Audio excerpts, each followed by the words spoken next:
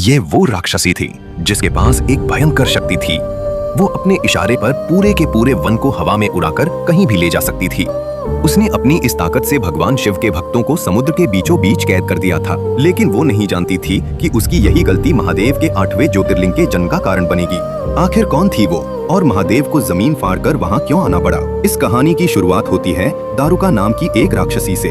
वो कोई साधारण राक्षसी नहीं थी, वो उस भयानक कुल से आती थी जो राक्षसों और सांपों यानी नागों के खून से मिलकर बना था। इसलिए इनमें राक्षसों जैसी क्रूरता और सांपों जैसा झर दोनों था। लेकिन वो माता पार्वती की बहुत बड़ी भक्त थी।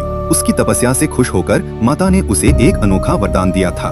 दारुका ने मांगा कि माँ, मैं जहाँ भी जाऊँ मेरा ये पूरा जंगल दारुकावन मेरे साथ साथ चले। माता ने तथास्तु कह दिया। बस फिर क्या था, दारुका को एक चलता फिरता जंगल मिल गया। दारुका और उसके पति दारुक ने अपनी शक्ति का गलत इस्तेमाल शुरू कर दिया। जब देवताओं ने उन पर हमला किया तो दारुका ने अपनी जान बचाने के लिए एक चाल चली। उसने माता के वरदान का इस्तेमाल किया और पूरे जंगल को उखाड़कर समुद्र के बीचों बीच ले गई। अब वो जंगल पानी से घिरा एक सुनसान टापू बन चुका था जहाँ कोई आ जा नहीं सकता था। वहाँ से गुजरने वाले जहाजों को वह लूट लेते थे। उसी दौरान उन्होंने शिवजी के परम भक्त सुप्रिय और उनके साथियों को पकड़ लिया और उसी जंगल वाले टापू पर कैद कर लिया। राक्षसों ने सुप्रिय को आदेश दिया कि वह शिवजी की पूजा छोड़ दें, लेकिन सुप्रिय नहीं माना। उसने वहाँ की मिट्टी से एक शिवलिंग बनाया और ओम नमः शिवाय का जाप शुरू कर दिया। राक्षस राजा को बहुत गुस्सा आया। उसने अपनी तलवार उठाई और सुप्रिय की गर्दन काटने के लिए आगे बढ़ा। तभी एक चमत्कार हुआ। अचानक जमीन फटी और वहाँ से साक्षात महाकाल प्रकट हुए। शिवजी का रूप इतना भयानक था कि राक्षसों के हाथ से हथियार छूट गए। महादेव ने पल भर में सारे राक्षसों को घुटने टेकने पर मजबूर कर दिया। शिवजी उन सब का वध करने ही वाले थे कि तभी कृपया इन्हें छोड़ दीजिए, ये मेरे प्रिय भक्त हैं।